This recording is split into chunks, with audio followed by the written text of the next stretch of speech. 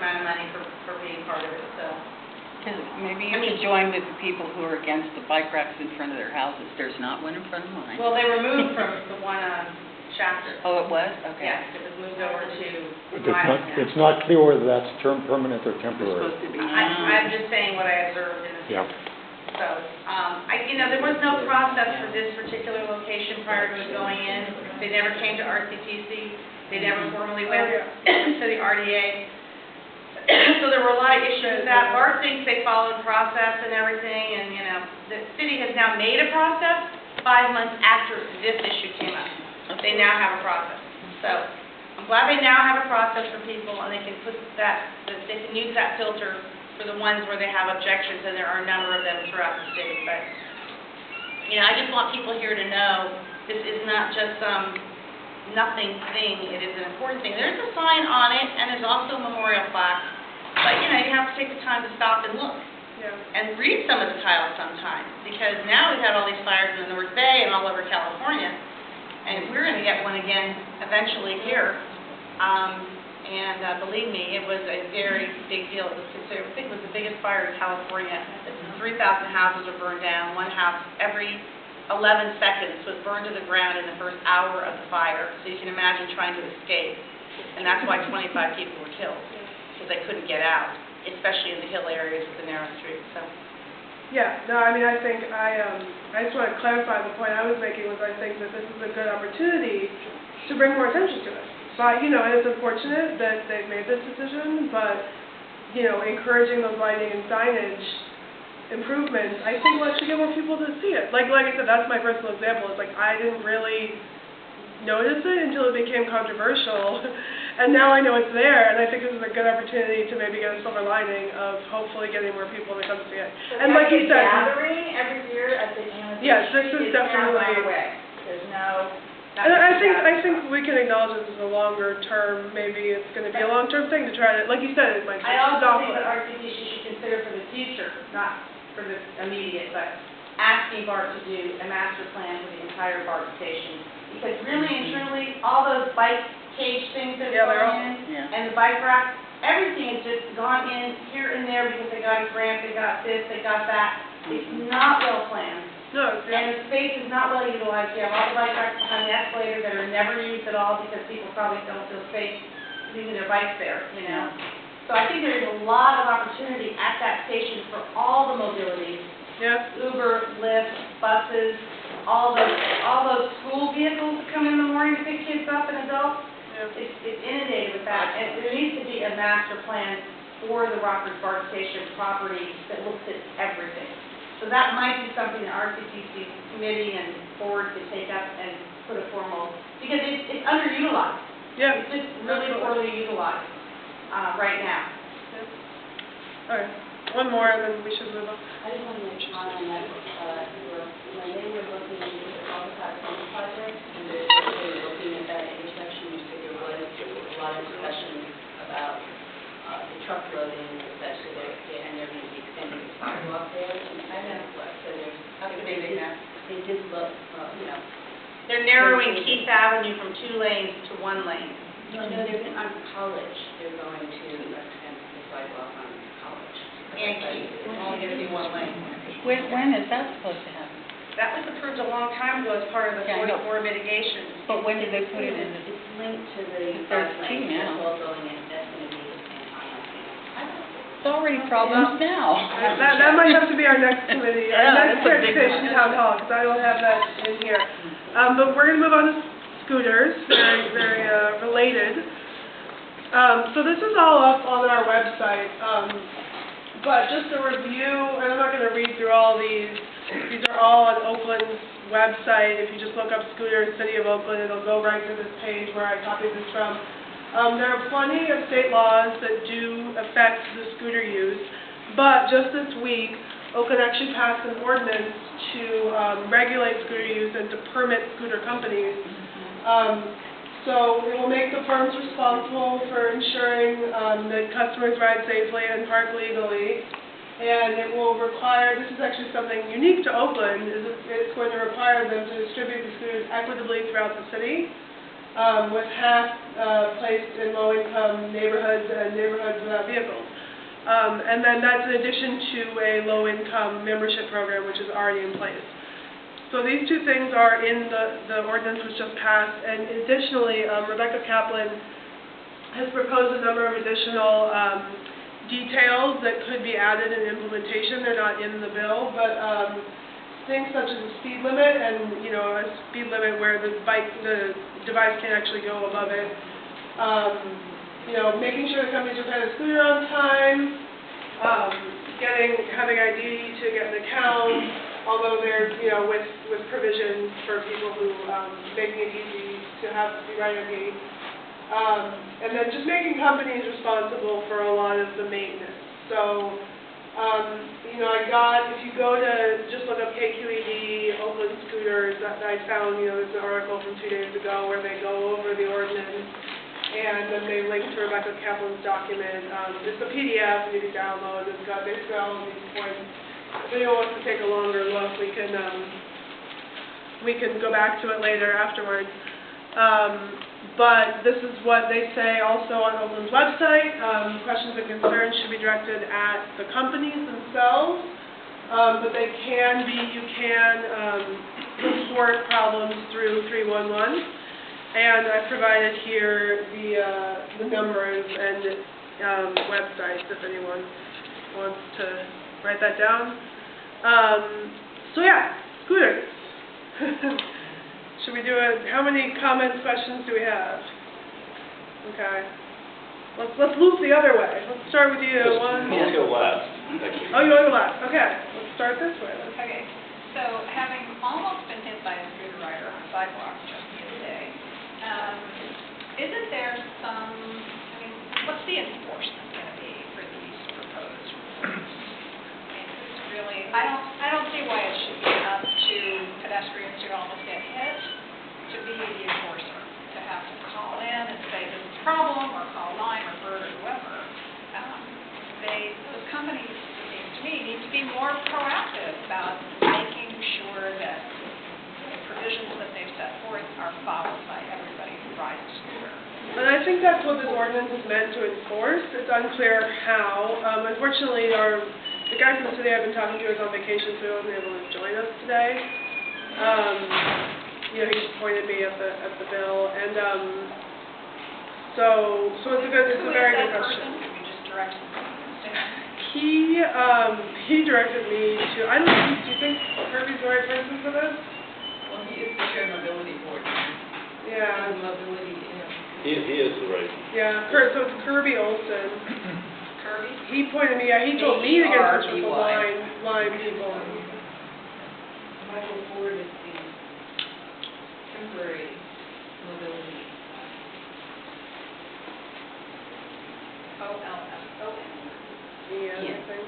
Yeah. And I would just like to add, Winter, that it's important because Claremont Middle School, if you've been there with those kids when they get out of school, they're just racing up and down the sidewalks on those scooters, and, I being an elder, approach them and say it's against the law. You can't be riding this on the sidewalk, but again, this is a little dangerous. When they get out of school, that's pretty dangerous around there because there are more and more kids with scooters, and they're all on the sidewalk. It's the same thing at Oakland Tech at lunchtime and then at 3:30 when they get out. And it's been a problem at Merrill Gardens. They have a lot of people who are slowly walking on the sidewalk, and kids are zooming past. Let's go there.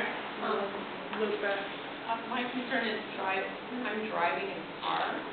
I numerous times have had scooters zipping in front of me, and it tends to be children or young people, and I really think if no one's gotten hurt yet, they're going to be. And I'm in a car. They hit that car. That's serious. And I think the company should be having to put the bill for a public education program to teach everyone how to coexist with scooters. I mean, if people are going to be riding these, they need to know what the risks are and how to be safe on them. Yeah, I mean, that's definitely what the city is going for. I mean, if you look at, Rebecca Kaplan's points here, she says they should have helmet giveaways and promotions, and I actually really paraphrase this. There was a lot about, companies being responsible for the proper Are they going training. to pay for some kind of training in public education program? I think that it's fairly broad right now. The details are basically, this will make scooter firms responsible for insuring, so I think it's unclear exactly how it's implemented. Actually, let me say a couple things in clarification. I made sure that I watched on television, but watched the scooter discussion when the ordinance was passed on Monday. And there were a couple of issues that did not get answered. One was indemnification. If somebody gets hurt on a scooter, is it, whose responsibility is it? Because there are no permits in place for these companies. What basically happened is these three companies showed up and put scooters around Oakland. Yeah. And then Oakland is playing catch up with this. That's, by the ordinance. There was some discussion at the city council meeting about putting out a cease and desist order to get the scooters off the street until a permitting process was developed, which that was not added to the ordinance, that was not passed. But the city attorney did not have a clear response. They were going to research and get back to the council about liability as it currently stands. Once there's a permitting process in place, that will be different. But Michael Ford said at the meeting that he was anxious to have the ordinance passed so that the Department of Transportation people could get to work on crafting the regulations that the ordinance allows. So that's where we are with scooters right now in terms of the government of the city of Oakland, and so we still have three companies operating basically unpermitted. And Rebecca Kaplan actually has some really good stuff there in terms of her proposal. But it's a little unclear from my point of view, and I'm not speaking as our teacher chair, I'm speaking as a citizen who watched this because I've almost been run over a couple times by scooters. It's not really clear how this is going to be enforced with the companies. That's a set of rules that have to be made that will be in process now that the ordinance has been passed. So that's the background. So I'm just going to echo some of these safety concerns because I've seen scooters in the street, sidewalk, everything, and I don't see anything in here that says they belong here, this particular pathway. Right now, I mean, they could be technically anywhere. in the state, it's actually in the state law that you're supposed to ride in the street. And if there's a bike lane, ride in the bike lane, and what is it? Yeah, if it has a speed limit greater than 25 miles an hour, they must ride in the bike lane. Of course, there are no bike lanes, so I'm not sure how that applies. Well, do the companies then tell their riders up front? And This is so what you're supposed one to of be the doing? things that she wants to have too was, I think there was an idea to have it written on there. To what? It says they're allowed, the other slide just had said they were allowed on multi-use. Yeah, so that had in the Oakland website, it had as an example, like Lake Merritt. Oh, gosh. I took it out because it's not Rockridge, but I was trying to Maybe not have so much text. Okay, go ahead. Oh, wait a minute, when we have numbered ones?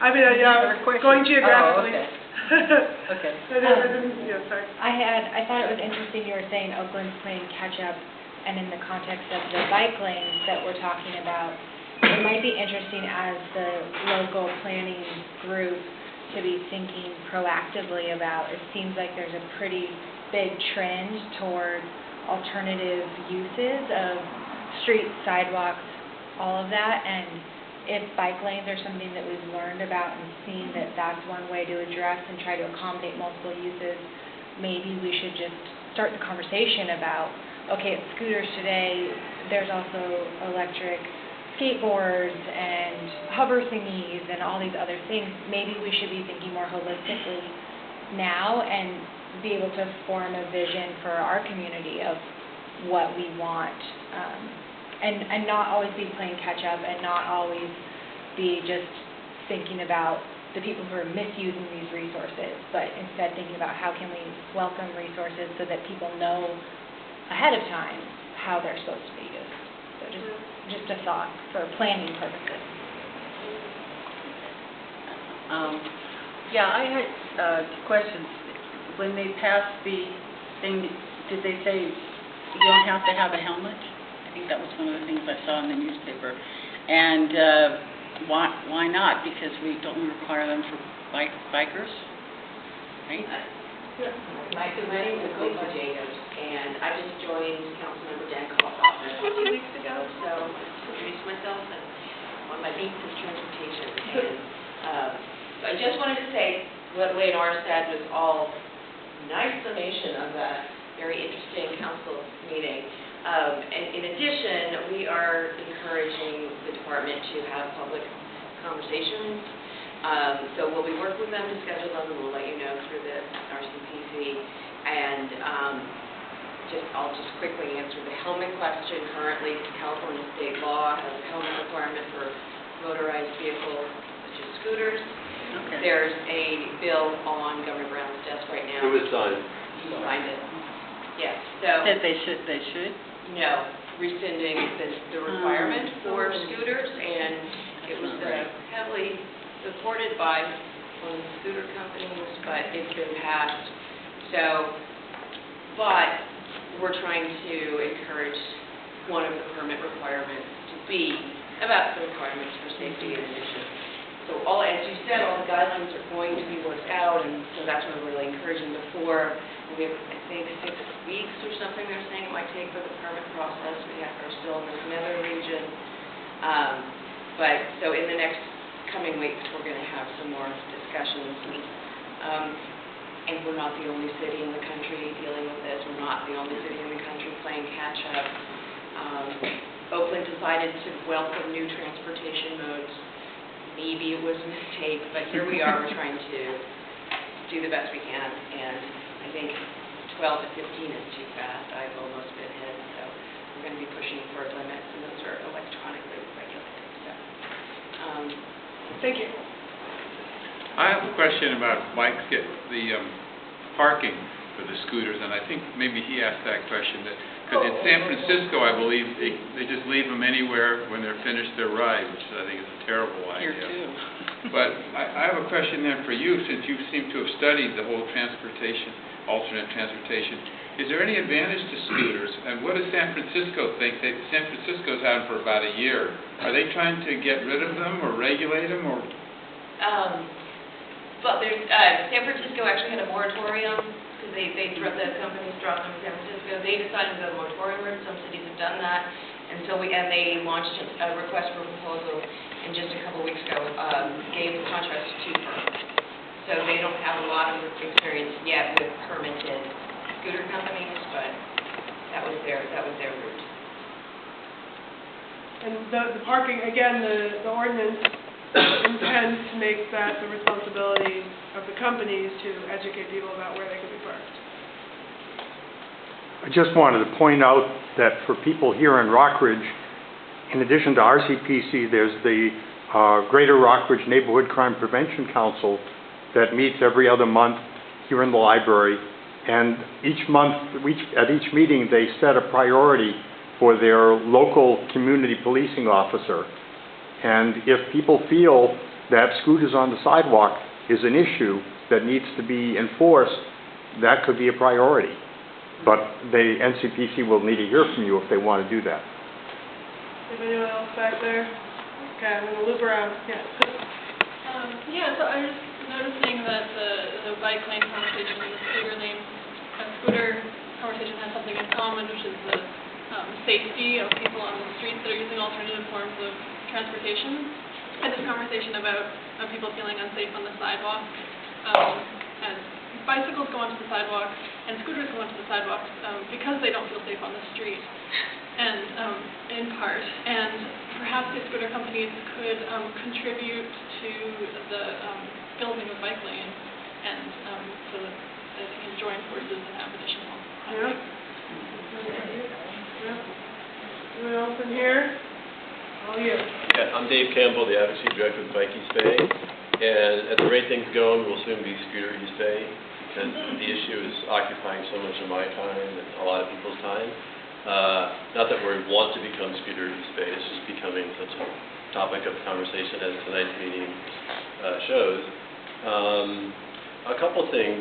One, I think the main point, following on what you said, is Oakland PD is not going to enforce scooters the way that you want them to, just like they can't handle all the other priority issues in the city. And scooters are never going to be their highest priority, I think, in the foreseeable future.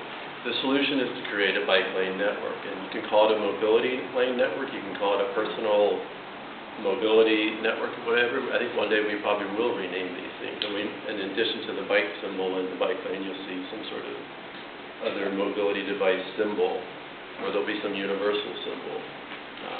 I do think that's coming, and that is the point. You're going to enforce proper behavior by giving people an alternative, not by saying, no, that's wrong, give them a ticket.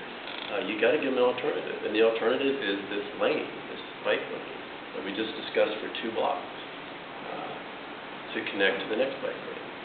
And once we build that network, then people will get off the sidewalk. Not everyone, but a lot will, and I think you'll see a noticeable improvement.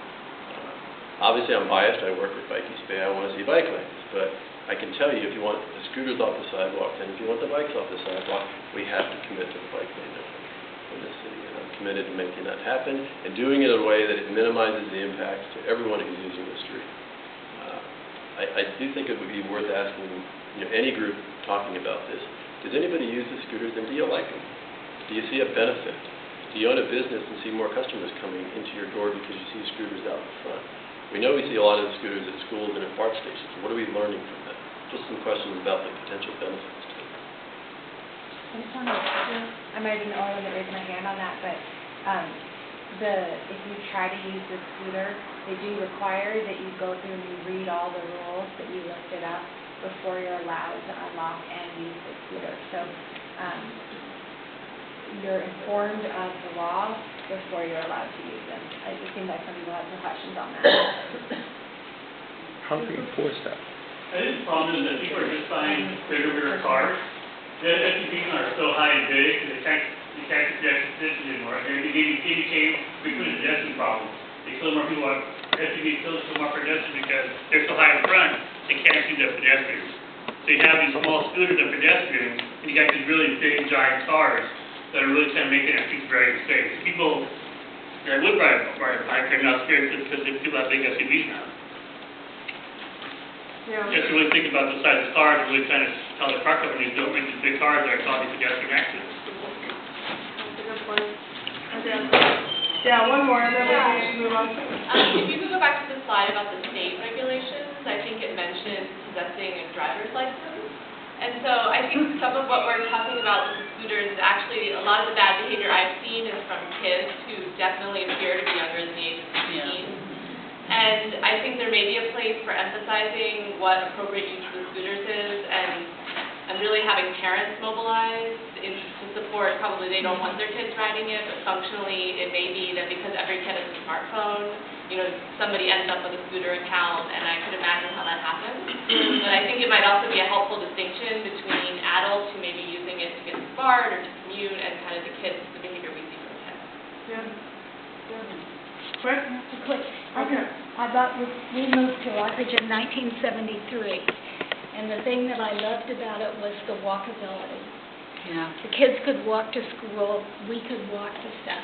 And what I see now at 75, well, that's like 40 years we've lived here. So is the deterioration of what was so valuable about the neighborhood as sort of a village where people could walk and your kids could walk. I mean, I think that really feeds into what you were saying about the mobility network and making a place for this, and walking and things like bikes and scooters have their place. Yeah. Right. Yeah. Exactly. Maintain that walk, whatever. Yeah. Maintain that sense I think of it's really important to people too. So people are moving here now. Yeah. Okay, we're gonna move on to traffic things, and I realized I swapped Shafter, and I didn't change the title of my little subheading, but you know what I'm talking about. So first one, I'm sure everyone has seen, I just wanted to, there's not really much to say unless someone else has something to add.